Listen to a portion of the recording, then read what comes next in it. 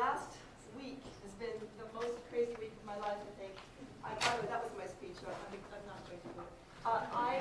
Last Friday arrived in New York, hoping that I might be able to meet some of the Nobel Women's Peace Prize winners. I ended up, out of serendipity and synchronicity and pure chance, spending 3 days with 4 Nobel Women's Peace Prize winners, being poured with inspiration. I mean, just crazy stuff. On Monday, I had booked in to go to a women's conference called Inspiration and Enterprise, Women's Inspiration and Enterprise, can't even say it.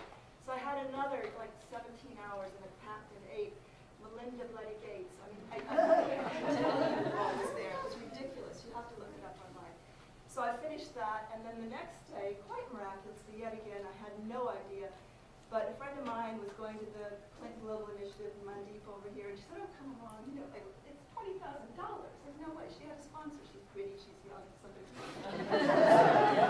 no way I'm going to get there. But anyway, Mandeep, because she's a miracle worker, managed to finagle a press pass. So there I was. Last thing, I was a journalist in Kenya. I was a food critic. I wrote a lot about eating many years ago. So there I am. I do have a Huffington blog that it's sort of facetious. It's called Caught in the Act. It's rather mischievous. I was caught in the act with Pete Stone. If you know him, he's really very cool. Anyway, there I was at the Clinton Global Initiative, sitting next to the head of the New York Times. All these people, completely fraudulent. And then the third day, Mandeep managed to finagle a pass for me so that I was like a really serious person. And there was Chelsea Clinton and Barack Obama. I mean, it was unbelievable, I have to tell you. So I have had more inspiration. I'm almost exhausted with the concept. So I was told to be inspiring. I was told to be energetic. I was told to be rehearsed. Because I'm getting none of those things. If you want to go now, I'll talk about which chair. Okay, so I'm going to tell you a little bit about how I got here. By the way, the program is totally inaccurate. I'm so sorry, Kara. I'm misleading you. I'm not talking about art and activism today. I'm talking about how people can rock the world.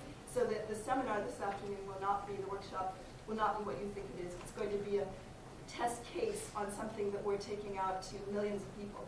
So it's not about art. That's all I want to say. So, okay. I threw away the speech. Now I've got to think what I'm going to talk about. Okay. I'm going to take you on a journey.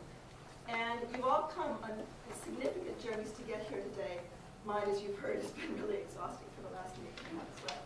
So the journey that we're going to talk about is how I became a creative activist and how I believe that each one of you people have the potential to be creative activists. I cannot spell social entrepreneur, and I am sorry, I really am. Entrepreneur, it's a big, long word, and I can't read it. But I can spell creative activist, and that's what I am. And that's what I believe each one of you could be, even if you didn't actually graduate to being a social entrepreneur. So my life began from Cedar Rapids, Iowa, which is ridiculous. It's a wonderful place in the middle of cornfields, and I knew there was more. I knew beyond that cornfield there had to be something else. And I endeavored to get out.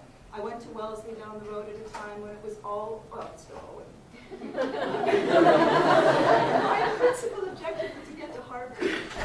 I mean, because it was all boys. So that was good. I did. I'm not going to talk about that today. Anyway, it's another area. Yes, Harvard. So then I married an Englishman right after college, which is what we did in those days, because if you weren't engaged when you graduated, you were a real loser. Anyway, Diane Sawyer was the year ahead of me. Hillary Clinton was the year behind me. Loser. So there I was, married to an Englishman, living in London, in the suburbs, end of my life, absolutely horrific. I'd been brought up to change the world, you know, to really do something. I was in the middle of the suburbs with 2 little kids. Fortunately, my husband was transferred to Nairobi, Kenya. I arrived in Nairobi, exploded like a can of tomato juice. It was amazing. It was a time, 1977, when it was all about nation building. Anybody here from Africa? Do I see any? Yeah? Oh, good, okay. So I spent 12 years in East Africa, in the most exciting time of my life, really, until this particular time. I became a journalist, and yes, I did write about other things besides food. I wrote about people who were changing the world around them. And they were not famous people, they were not amazing people, they were amazing in their own way because they took an idea, they transformed the idea into action, and they made a difference in the world around them. My son Dan followed in my footsteps. He became a journalist. He traveled into Somalia as a young man, and we're just going to see a little film about Dan, and then you'll see what happens. But I will take a break. First, I need the water.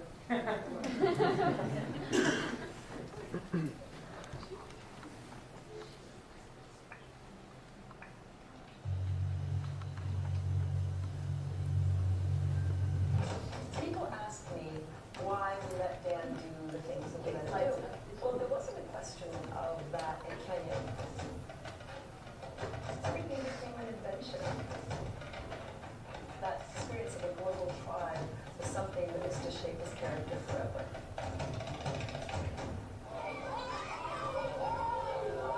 I always bring a gorilla mask whenever I'm traveling around.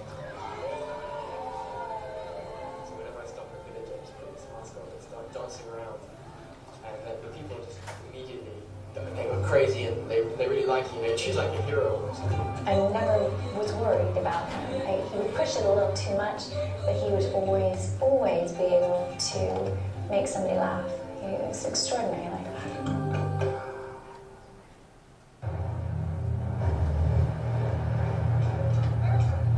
Being in Somalia was both the most exciting and the most horrific time of Dan's life.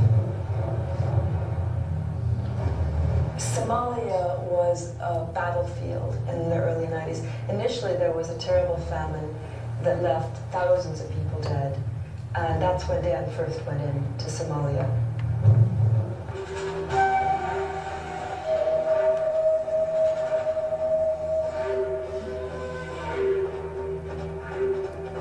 Dan was actually one of Reuters' youngest photographers ever.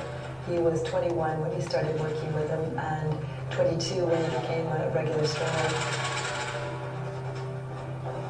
We would see these pictures coming from Newsweek in Time that he was taking of the famine or of the tanks, or he'd be very close up and there'd be flames and people would say, Amy, aren't you worried about your brother? And I never really was. I knew he'd be okay.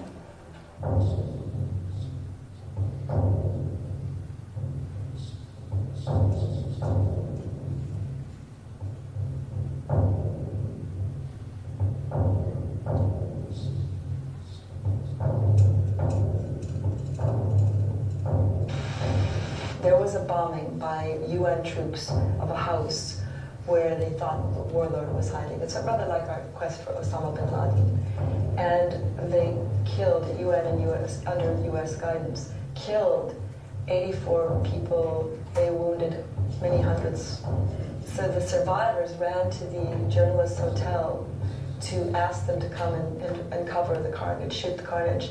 And Dan was among the group who went. And when they arrived at the site, 1,000 people had gathered. And the people thought that they were troops come back to shoot the dead. And they started throwing stones and sticks at the journalists. Dan and his other friends ran. But in the end, 4 of them were stoned to death. And 1 survived from that group. So Dan was stoned to death.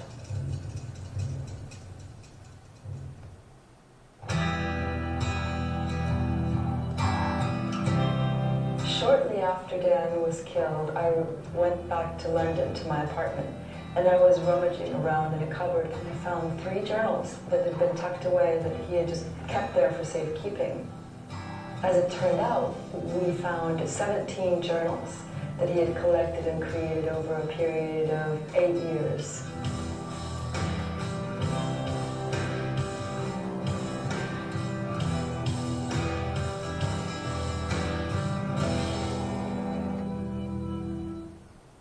Dan put into his journal anything that he saw around him, anything that was found or created, feathers and sticks and photographs and anything that he found, the artifacts of life. So just by looking at a page, you could tell where he'd been that day, probably.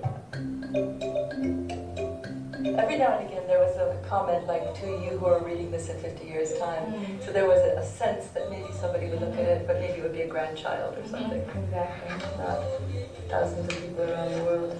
And then we put together the first book, and now there's been a second book, which is a biography called Art of Life. First book is Journey as a Destination. And now I know there's another book waiting to be made. And we've created a foundation that commemorates and celebrates what we call creative activists, really using media in a powerful, positive way to wake people up. Because we don't have a long time on this planet, I think, to sort things out. And I think if Dan can be a clarion call to awaken, then I will be really, really happy. I get letters every week from people who have been moved and inspired by him, and it's so nice to know, because I do miss him so much, that he is continuing to light sparks in people. I think Dan's primary message is to live fully, to enjoy life as much as you possibly can, to love, to laugh, to dance, to be as much of yourself as you can possibly be. Not only for yourself, but also for others.